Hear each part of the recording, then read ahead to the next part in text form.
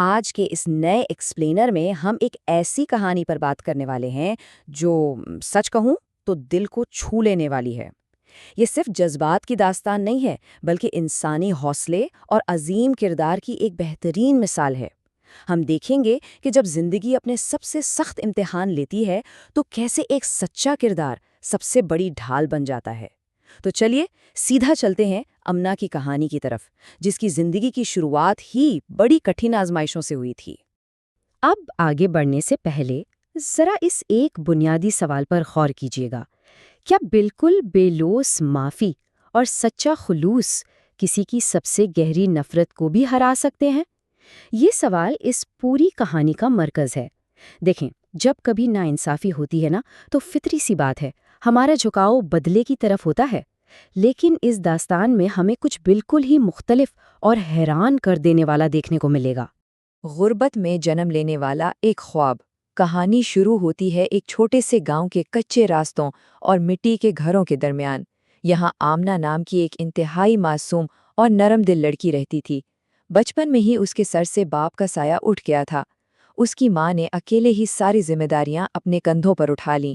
وہ لوگوں کے گھروں میں جھاڑو پوچھا کرتی، برتن دھوتی، لیکن اتنی تھکان کے باوجود اس ماں کی آنکھوں میں بس ایک ہی دعا تھی کہ اس کی بیٹی کو وہ زندگی ملے جو وہ خود کبھی نہیں جی سکی۔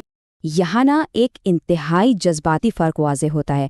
ذرا تصور کریں، ایک طرف امنا کی ماں ہے جو پورا دن دوسروں کے گھروں میں کمر توڑ محنت کر رہی ہے، اپنے آنسوؤں اور تھکان کو ایک مسکراہٹ کے پیچھے چھپا رہی ہے، اور دوسری طرف رات کے سناٹے میں امنا ایک مدھم سے بلب کی روشنی میں کتابیں کھول کر بیٹھی ہے۔ امنا اپنی ماں کی اس قربانی کو بہت اچھی طرح سمجھتی تھی، اور اس نے طے کر لیا تھا کہ وہ پڑھ لکھ کر اپنی ماں کی محنت کو کبھی رائیگاں نہیں جانے دے گی۔ لیکن جیسا کہ ہم جانتے ہیں، زندگی ہمیشہ ہمارے خوابوں کے مطابق نہیں چلتی۔ ملازمہ سے بیوی تک کا سفر ایک اچانک آنے والا موڑ تھا۔ ایک شام جب آمنہ کی ماں گھر آئیں تو وہ تھکن سے چور تھیں۔ اس کی طاقت بالکل جواب دے چکی تھی۔ اس نے روتے ہوئے کہا کہ اب اس میں پہلے جیسی ہمت نہیں رہی، اور کل سے آمنہ کو اس کی جگہ کام پر جانا ہوگا۔ یہ وہ لمحہ تھا جہاں آمنہ نے اپنی ماں کی خاطر اپنا پڑھائی کا خواب خاموشی سے قربان کر دیا۔ اب جو نیا ماحول تھا نا، وہ انتہائی سخت تھا۔ بڑا سا گھر، چمکتے ہوئے فرش، مگر اس چمک کے پیچھے اتنا ہی سخت غرور۔ گھر کی مالکن کا مزاج انتہائی کڑوا تھا۔ ان کا پہلا پیغام ہی یہ تھا، دیکھو لڑکی، یہاں کام کرنے آئی ہو تو کام کرو، بہانے بنانے کی عادت یہاں نہیں چلے گی۔ بس پھر کیا تھا، آمنہ صبح سے شام تک بنا کسی آرام کے جفاکشی کرتی۔ وہ بس یہ سوچ کر برداشت کرتی کہ یہ سب اس کی ماں کے آرام کے لیے ہے۔ مگر اس انتہائی سخت ماحول کے درمیان احمد کے روپ میں ایک نرم دل شخص سامنے آتا ہے۔ یہ اس سخت مالکن کا اپنا بیٹا تھا۔ احمد اپنی ماں کے بالکل برعکس ایک بہت ہی سمجھدار اور ہمدرد نوجوان تھا۔ جب اس نے آمنہ کی معصومیت اور اس کی اس خاموش محنت کو دیکھا تو سچ میں اس کا دل پسیج گیا۔ وہ اکثر چوری چھپے آمنہ کی مدد کر دیتا، کبھی پانی کا گھڑا اٹھا دیا، کبھی برتن رکھوا دیے۔ احمد کی انہی چھوٹی چھوٹی نیکیوں نے کہانی کا رخ بدلنا شروع کر دیا۔ تو اب ذرا آمنہ کے اس سفر کی ٹائم لائن دیکھتے ہیں، ایک پر امید اسکول کی بچی سے لے کر ایک سخت محنت کرنے والی ملازمہ تک۔ اس کے بعد جو موڑ آتا ہے وہ بالکل حیران کر دینے والا ہے۔ احمد کا اپنی ماں کے سامنے آ کر اچانک یہ اعلان کر دینا کہ وہ آمنہ سے شادی کرنا چاہتا ہے، یہ ایک ایسی تبدیلی تھی جس نے آنے والے وقت میں آزمائشوں کے نئے اور خطرناک دروازے کھول دیے۔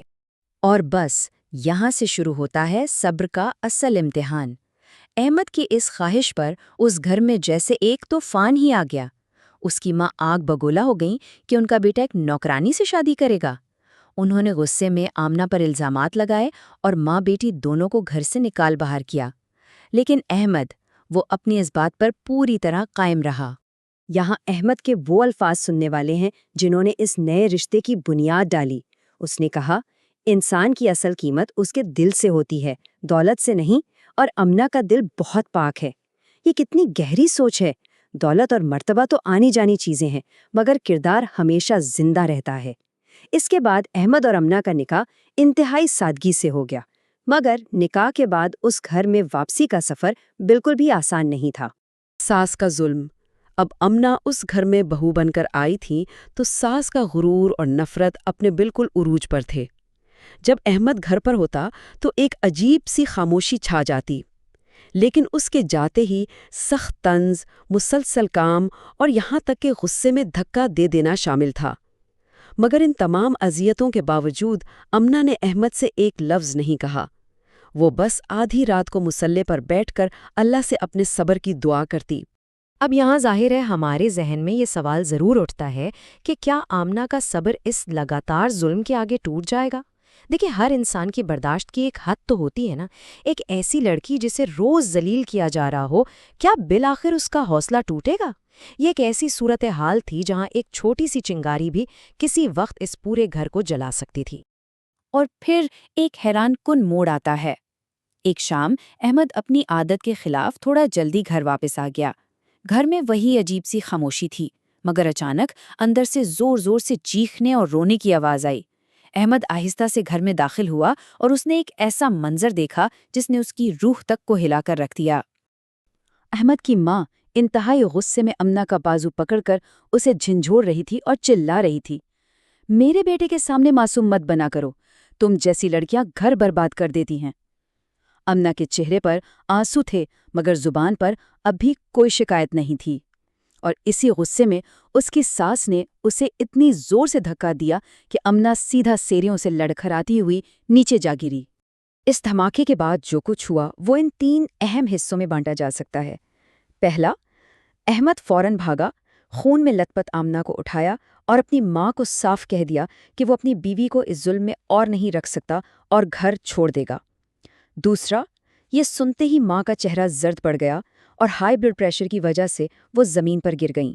مگر تیسری بات جو سب سے حیران کن تھی وہ یہ کہ خون میں نہائی ہوئی آمنہ، جسے ابھی دھکا دیا گیا تھا، وہ سب سے پہلے بھاگ کر اپنی ساس کی جان بچانے ان کی طرف دوڑی۔ اور اس عظیم واقعے کے بعد کہانی معافی اور فتح کی طرف مڑتی ہے۔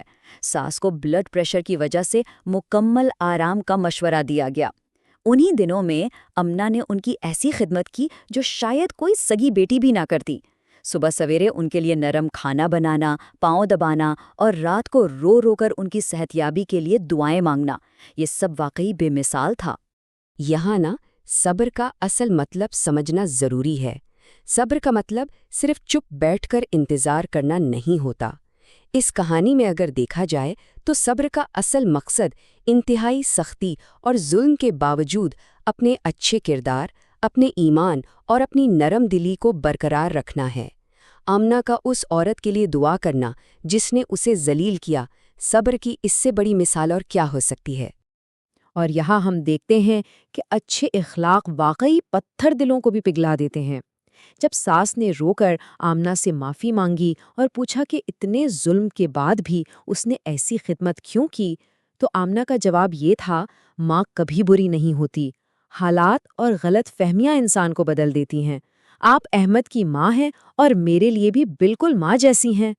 ان الفاظ نے ساس کے دل کا سارا زنگ دھو دیا اور انہوں نے آمنہ کو سگی بیٹی کا درجہ دے دیا۔ وقت کے ساتھ ساتھ گھر کا ماحول پوری طرح بدل گیا۔ احمد کی حوصلہ افزائی اور آمنہ کی اپنی لگن آخر کار رنگ لائی۔ اس نے دوبارہ اپنی تعلیم شروع کی، امتحانات پاس کیے، اور جس لڑکی کو کبھی حقارت سے نوکرانی کہا جاتا تھا وہ آج ایک باعزت استاد بن چکی تھی۔ وہ گھر جو کبھی چیخوں اور ظلم کی گواہی دیتا تھا، وہاں اب صرف مسکراہٹیں تھیں۔ اس سفر کے آخر میں ہمارے سامنے ایک بڑا طاقتور پیغام آتا ہے۔ سچی جیت بدلہ لینے میں نہیں بلکہ معاف کر دینے میں ہے۔ امنہ کے کردار نے ثابت کیا کہ نفرت کو نفرت سے نہیں، صرف محبت سے ختم کیا جا سکتا ہے۔ تو سوچنے کی بات یہ ہے کہ کیا ہم بھی اپنی زندگی کی آزمائشوں میں تھوڑا سا صبر اور اتنی بڑی معافی شامل کر سکتے ہیں؟ یہ وہی سوال ہے جو اس کہانی کو ہمیشہ ہمارے دلوں میں زندہ رکھے گا۔ اس ایکسپلینر میں ہمارے ساتھ جڑے رہنے کا بہت شکریہ۔ امید ہے اس کہانی نے آپ کو بھی اتنا ہی متاثر کیا ہوگا جتنا مجھے۔